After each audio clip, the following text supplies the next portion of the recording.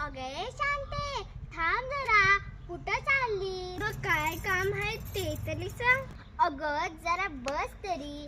अगं एवढा नट्टा पट्टा करून कुठं चाललीस ते तरी सांग. अगं आता शाळा सुरू होते, तुला ठाऊक नाही का ग? आणि माझ्या पोराचं ऍडमिशन इंग्रजी माध्यमाच्या शाळेत करायचं आहे. इंग्रजी माध्यम?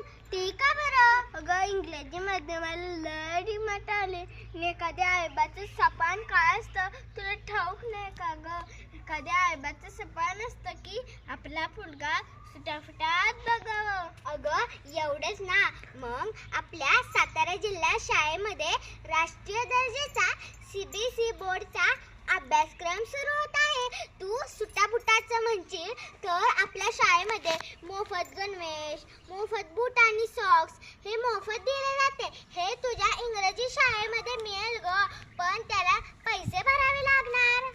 खरं म्हणतेस? अगं एवढंच नाही तर आपल्या शाळेमध्ये मोफत पाठ्यपुस्तके, मोफत पूरक आहार, मोफत मध्यान्ह योजना हेही दिले जाते. अगं बाई, म्हणजे मुलांच्या आरोग्याचाही विकास होतोय म्हणायचं. अगं नुसत्या आरोग्याचं काय घेऊन बसलीस, तर आपल्या शाळेमध्ये RO चे शुद्ध पाणी, मुलां व मुलींसाठी स्वतंत्र शौचालये, संगणकाचा व प्रोजेक्टरचा वापर, सहशालेय उपक्रम, सांस्कृतिक कार्यक्रम, नवनवीन स्पर्धा परीक्षा हे राबवले जातात. त्यामध्ये आपले विद्यार्थी भरघोस यश मिळवतात. बघ बाई शांती, आता तूच ठरव तुझ्या मुलाचं ऍडमिशन कोणत्या शाळेत करायचं आहे ते.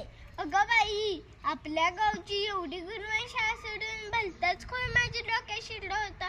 आता माझे डोळे उघडले. आता मी माझ्या पोराचं ऍडमिशन जिल्हा परिषद प्राथमिक शाळेतच घेणार आहे. ठरलं